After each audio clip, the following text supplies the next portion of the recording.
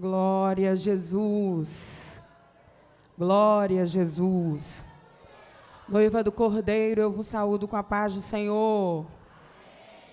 Graças a Deus que nos dá a vitória, por intermédio do nosso Senhor e Salvador Jesus Cristo. Grandes coisas tem feito o Senhor por nós, pelas quais nós estamos alegres. Louvo ao Senhor pela oportunidade de estarmos na sua casa, adorando o seu nome, porque Ele tem nos renovado dia após dia, e é por isso que estamos de pé, como a nossa irmã Priscila louvou essa noite. Quero louvar a Deus pela vida do pastor da nossa igreja, pela vida da nossa irmã Vanildes, todo o corpo de obreiros, toda a coordenação da USADEG, toda a USADEG, por lembrarem de mim para mais esse momento, e é uma alegria, uma satisfação estar com vocês, servir ao Senhor com vocês. Eu quero nesta noite compartilhar com vocês uma palavra que está no texto escolhido para o tema do nosso congresso, no livro do Esdras, Esdras, capítulo de número 8, glória ao nome de Jesus. E eu quero ler com vocês o versículo 21, 22 e 23, glória ao nome de Jesus, capítulo 8 do livro de Esdras, capítulo 8 do livro de Esdras, versículo 21, 22 e 23, e depois nós vamos para o versículo de número 31, amém? Glória ao nome de Jesus. Se você achou, diga amém. Diz assim a palavra de Deus. Então eu proclamei ali um jejum, junto ao rio de Ava, para que nós pudéssemos nos humilhar diante de Deus, para buscar dele um caminho reto para nós, e para os nossos pequenos, e para toda a nossa fazenda. Pois eu estava envergonhado em requerer do rei uma tropa de soldados e cavaleiros, para nos ajudar contra o inimigo pelo caminho, porque nós havíamos falado ao rei dizendo: a mão do nosso Deus está sobre todos os que o buscam para o bem, mas o seu poder e a sua ira estão contra todos aqueles que o desprezam.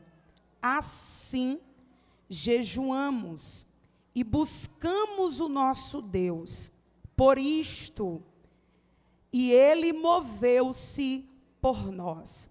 Versículo 31 do mesmo capítulo.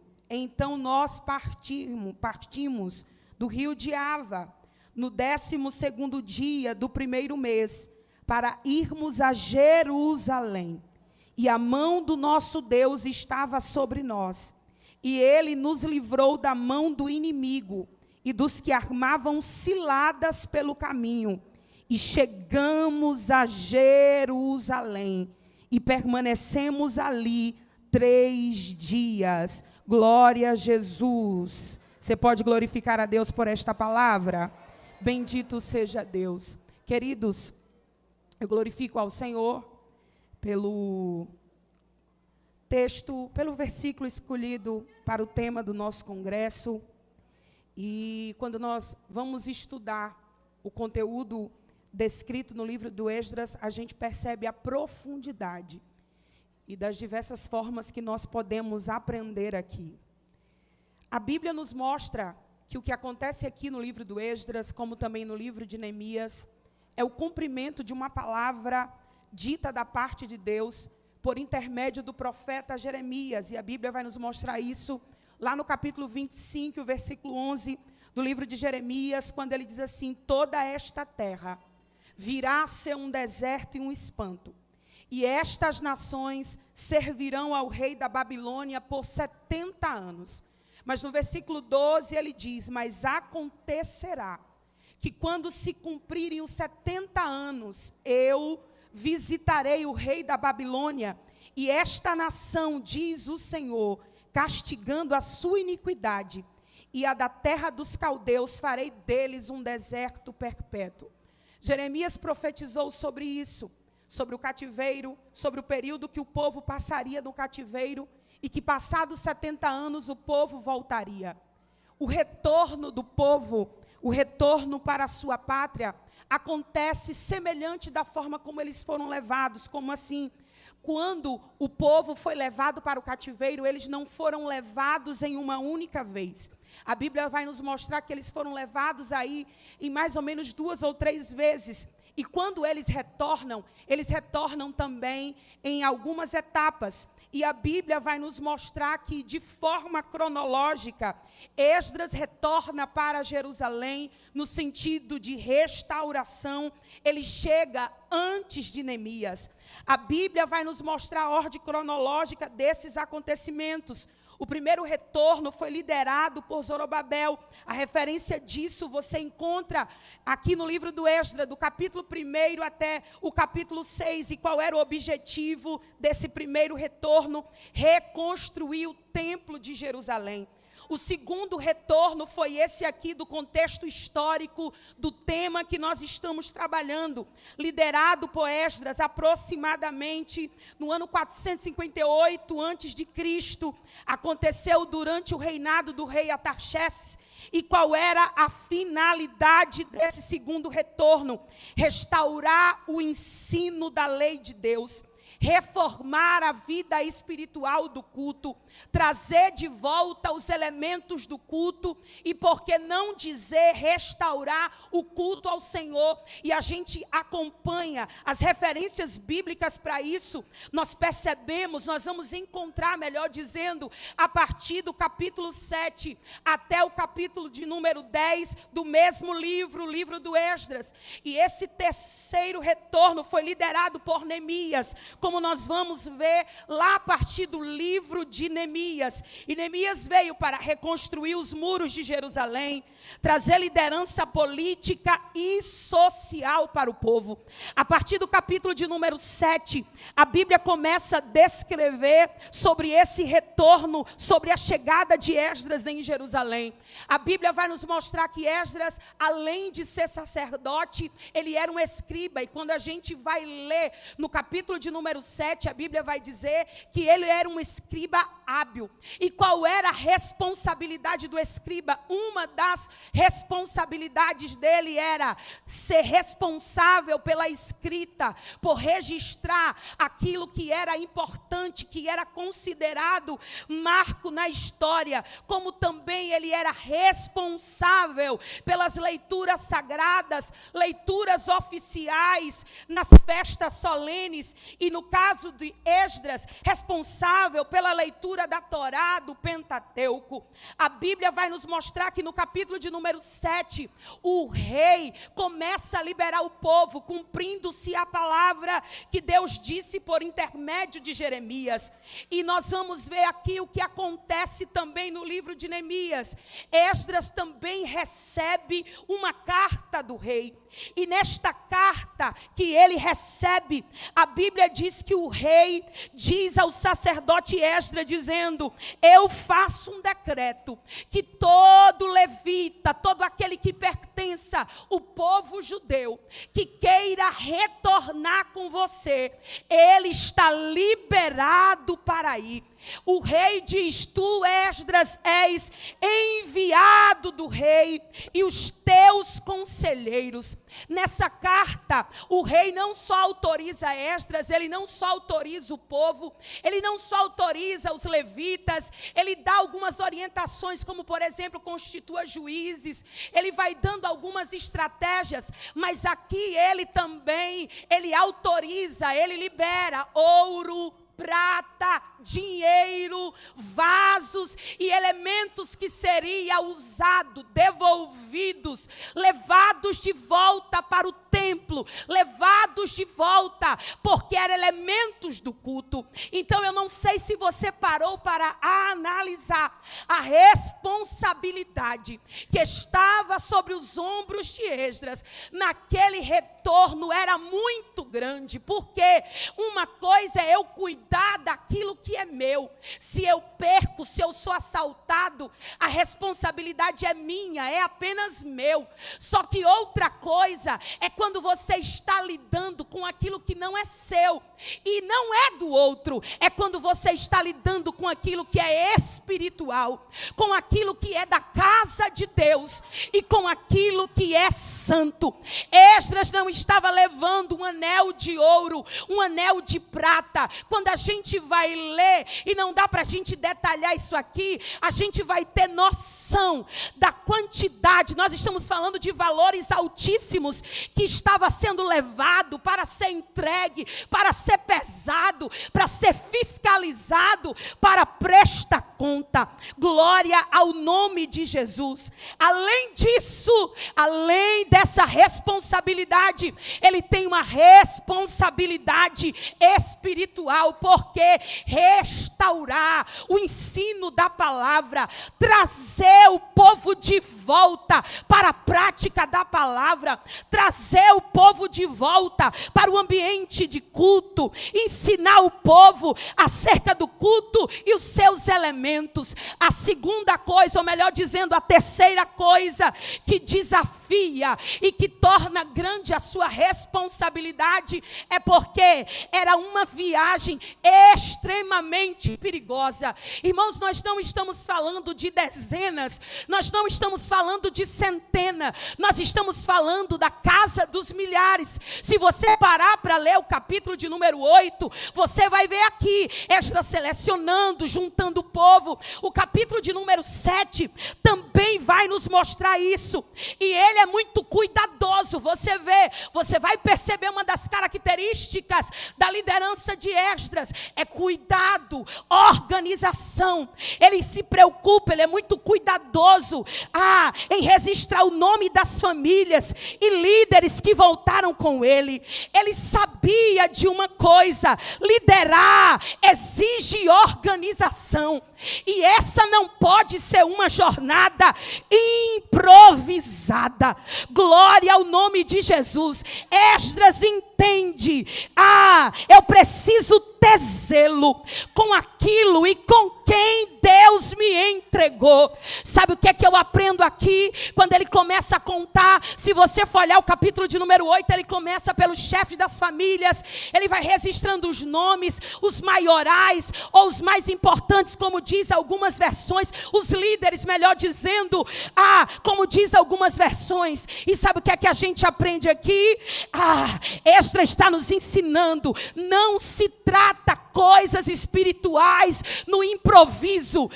Coisas espirituais se trata com organização, porque unção não foge do compromisso de organização. Tem gente que tem dificuldade de entender isso. Ele tem dificuldade de entender o preparo, ele tem dificuldade de entender os bastidores. Não é só ir, é só chegar, é só fazer.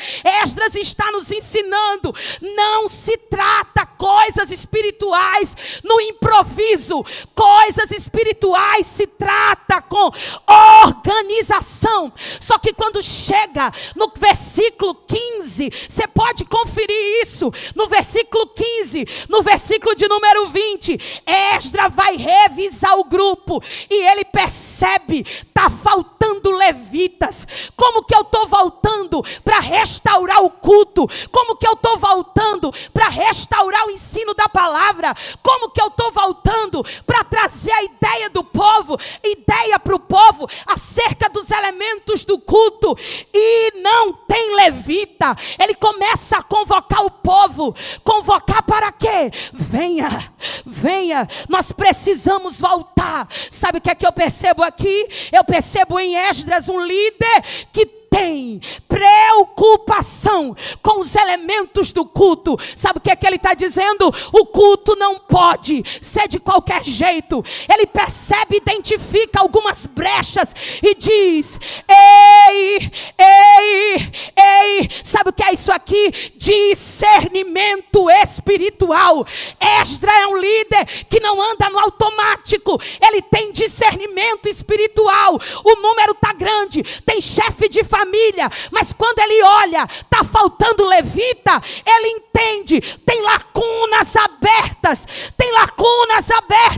e eu preciso de mensageiros capacitados para convocar os levitas. A Bíblia diz que imediatamente os levitas começam a responder e se juntar naquele retorno. Até aqui você vai ver Esdra tratando de organização, juntando o povo para retornar para Jerusalém. Mas como eu disse há poucos minutos, essa não era uma viagem tão simples, era uma rota perigosa. E eu repito o que eu disse, nós não estamos falando de dezenas, de centenas, nós estamos falando de milhares. Só que mesmo com toda esta organização, Esdras reconhece, sem a mão de Deus nos livrando, eu posso ter carta do rei, eu posso ter levita, ter chefe de família, ter milhares comigo,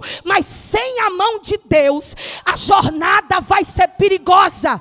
A jornada vai ser perigosa. E por que essa jornada era perigosa, Ítila? É porque eram estradas frequentadas por muitos ladrões, que sobrevivia de roubo, de furto, e até mesmo os mensageiros que viajavam em caravanas para garantia de proteção e segurança.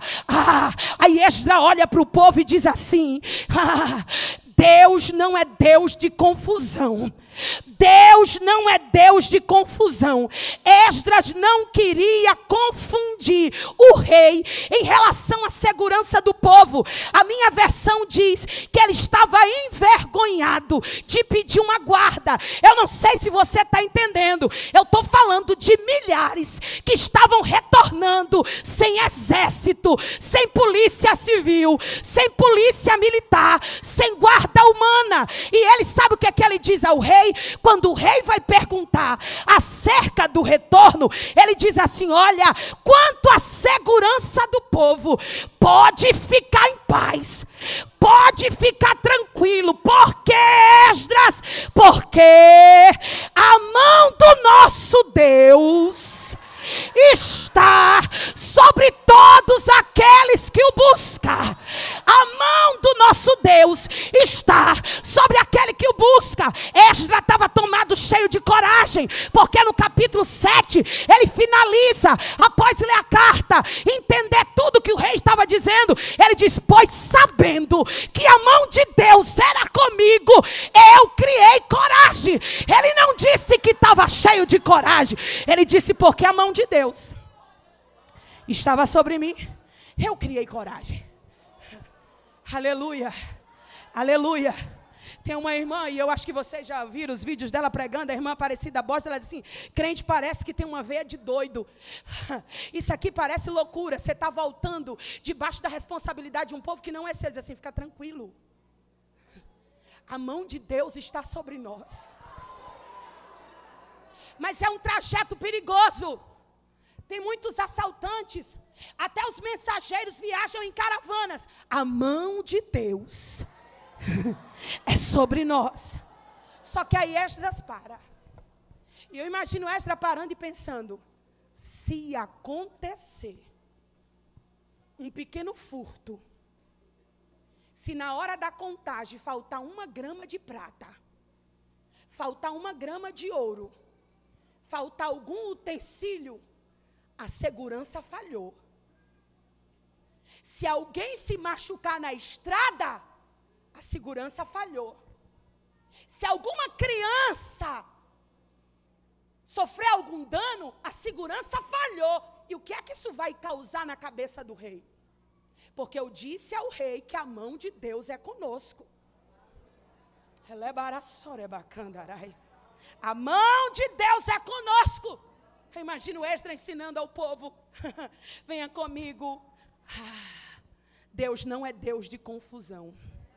Eu vou repetir isso para você guardar no seu coração. O céu faz tudo, Deus, Ele faz tudo, Ele tem tudo, Ele pode tudo. Agora, se tem uma coisa, irmão, que Deus não causa é confusão. Aleluia, aleluia. Ele diz, eu não posso deixar a mente do rei confusa, e a preocupação dele, observe, é deixar a mente do rei confuso acerca de quem Deus é, da segurança de Deus. Não é que Esdras queria provar para o rei que Deus era, ele já sabia, ele disse, não pode ter confusão. A segurança de Deus não falha, ela é perfeita. Aí ele diz, contar o povo, juntar o povo, organizar os elementos, contar ouro, contar prata, separar vasos, é comigo. Agora, acionar segurança celeste é com o céu. Dá para adorar ou está difícil? E aqui sabe o que é que o Espírito Santo gritou para mim? Coisas espirituais se trata de forma espiritual. Planejamento sem oração é autossuficiência. Vou repetir para você guardar. Planejamento sem oração é autossuficiência. Preparar coisa espiritual de modo carnal, no automático, é autossuficiência. Ele diz, o planejamento está ok, agora eu não tenho a coragem de partir daqui no automático, sem antes acionar o céu. Eu não tenho coragem, porque a missão que eu estou indo não é a missão de Esdras, é uma missão espiritual, e coisas espirituais se trata de forma espiritual. O problema é que a gente está vendo muita gente brincando com as coisas espirituais, brinca com os mistérios, esse pentecostalismo bagunçado que o povo está por aí brincando. Mas deixa eu te dizer uma coisa, não brinque com o que é espiritual, não brinque, não brinque. Aí ele diz, ei, o planejamento está ok, mas eu não vou no automático, vamos acionar a guarda. Aleluia. Se não lhe incomodar, os adege, diga para essa irmã que está aí do seu lado, vamos acionar a guarda. Aleluia. Não, mas diga com vontade, diga com graça, diga aí, vamos acionar a guarda. O Esdras, tu não disse ao rei que não precisava de guarda? A guarda dele, nós vamos acionar quem? Jeová Nissi, o Senhor é a nossa bandeira. Nós vamos acionar quem? Êxodo 15, versículo 3. O Senhor é varão de guerra. O Senhor é varão de guerra. Jeová é o seu nome. É o seu nome, é o seu nome. Quem que a gente vai acionar, Esdras? Nós vamos acionar o guarda de Israel. E por que que a gente vai acionar o guarda de Israel? Porque o guarda de Israel não vai deixar vacilar o nosso pé. Aquele que nos guarda não tosquenejará. Eis que não tosquenejará e nem dormirá. O guarda de Israel, o Senhor é quem te guarda. O Senhor é a tua sombra, a tua direita. O sol não te molestará de dia, nem a lua de noite. Chama o guarda de Israel, porque o Senhor te guardará de todo mal. Ele guardará a tua alma. O Senhor, eu vou repetir, o Senhor guardará a tua entrada, a tua saída, desde agora para todo sempre. Vai chamar quem? Esdras, o guarda de Israel. Porque o guarda de Israel, ele guarda na entrada e guarda na saída. Guarda na entrada e guarda na saída. Guarda na entrada e guarda na saída. Se eu fosse você, eu adorava. Porque enquanto a gente está aqui, a guarda que milita, que peleja debaixo da ordem do guarda de Israel, está sendo acionada agora.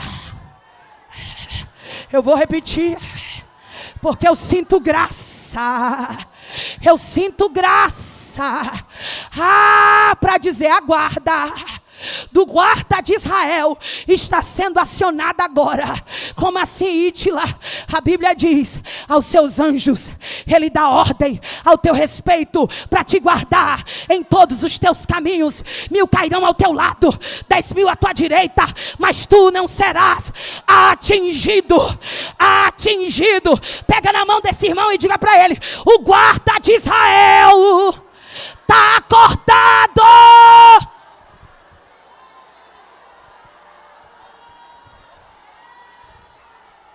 Dá para adorar ou está difícil? Dá para adorar ou está difícil?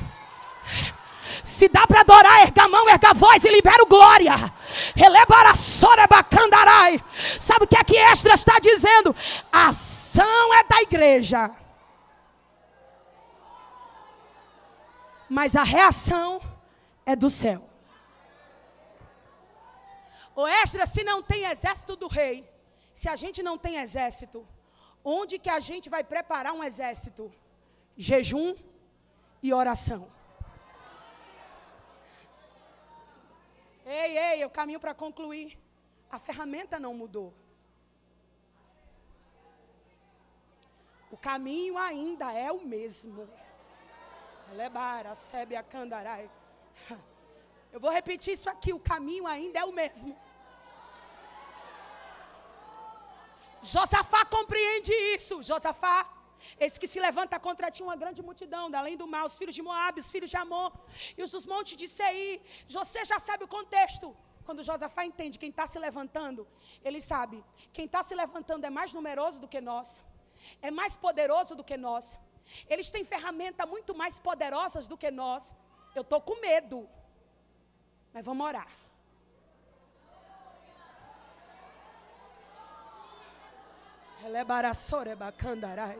Olha aqui para mim. Sabe o que é que eu aprendo com Josafá? Aumentou o nível da guerra, suba o nível do sacrifício. Alguém entendeu isso aqui? Josafá não diz ao povo: ei, o negócio está feio, está travado. Ele diz: a guerra é pesada, subiu de nível. Ele diz: pois se subiu o nível da guerra, suba o nível da oferta, suba o nível do sacrifício. Ei, sabe o que é que eu acho interessante? É que Josafá convoca o povo e diz: velho, jovem, mulher, menino, criança que amamenta, nós vamos orar e jejuar. Eu imagino, irmãos, vem comigo, o cartaz da convocação. 15 de junho, convocação. Começa a que hora? Às 18h30. Josafá, assim, agora diz uma coisa: começa às 6h30 da manhã. Mas que horas que vai terminar? Eu imagino Josafá dizendo: meu filho, nós vamos entrar em jejum e oração, e eu só sei a hora que começa, porque a gente só vai sair depois que o céu responder.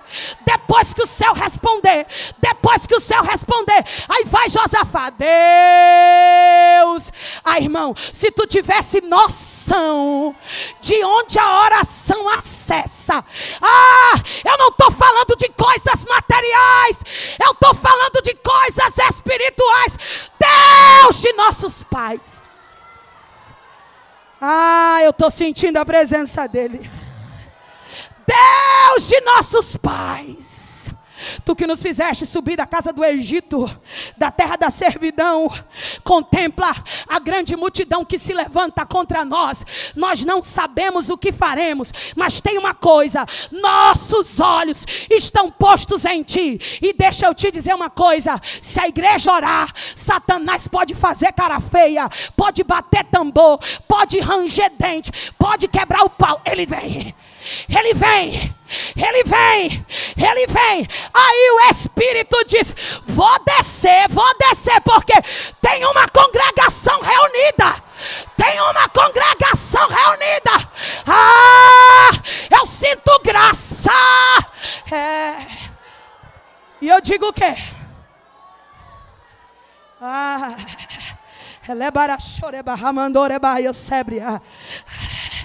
Assim diz o Senhor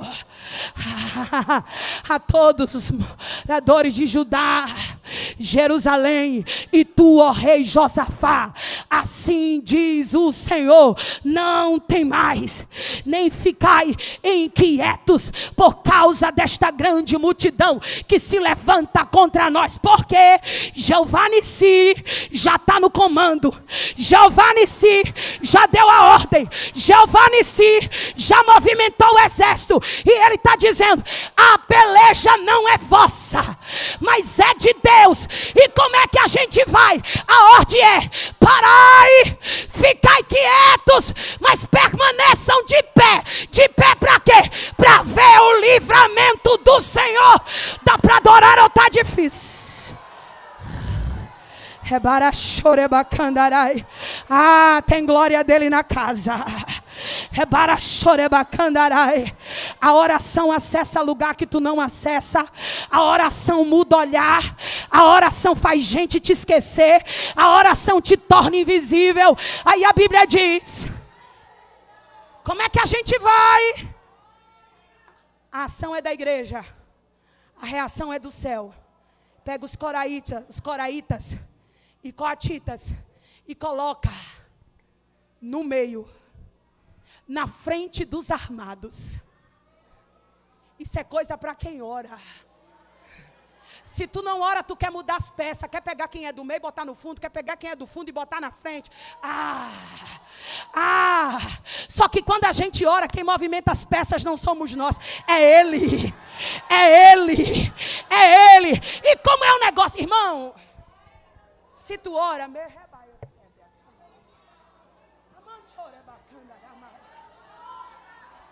prepara para ouvir coisas que a terra não está preparada para escutar. Quem ora não vive no natural. Quem ora vê o céu pelo lado de dentro. A Bíblia diz que aos seus amados, aqueles que caminham com Ele, que temem a Ele, Ele revela segredo. Não é fofoca, não é notícia manjada, que todo mundo já sabe. Não é profecia, toma uma chave a vitória. É segredo, é revelação profunda, é mistério profundo. Alguém está entendendo isso aqui?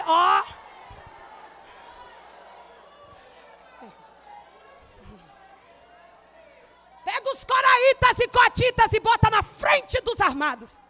Só que coraíta e coatita não eram integrantes do exército. Coraitas e coatitas eram integrantes de grupos que cuidavam dos utensílios musicais na casa de Deus. Responsável pela adoração e guardião da arca. Diz assim: como é que eu pego gente que nem entende de guerra e boto na frente? Mas vem comigo. Quem ora, ele não entende de guerra assim, ó.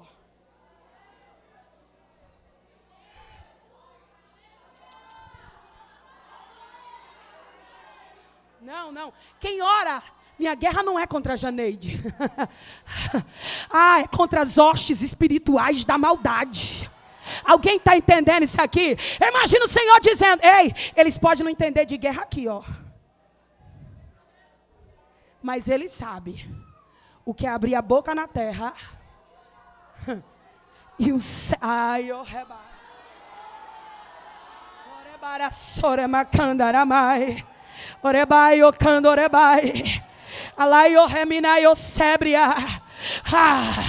E eu boto eles para fazer o quê? Boto eles para cantar.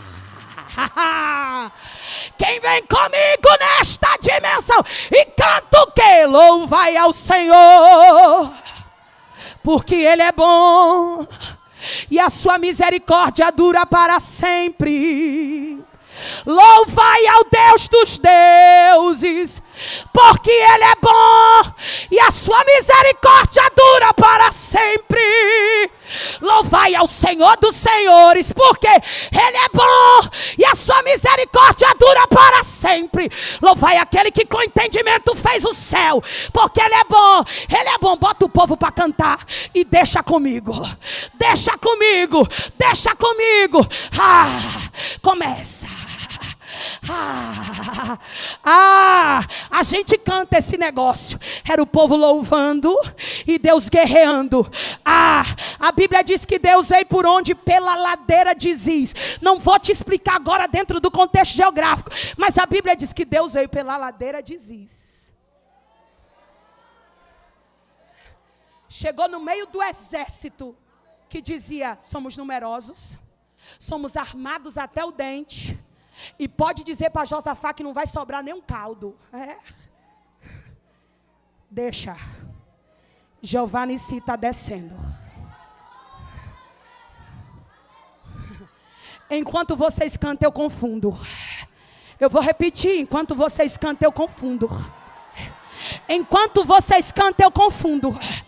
Enquanto vocês cantam, eu confundo. Enquanto vocês cantam, eu confundo. Eu vou repetir, porque eu estou vendo a mão de remaio. Enquanto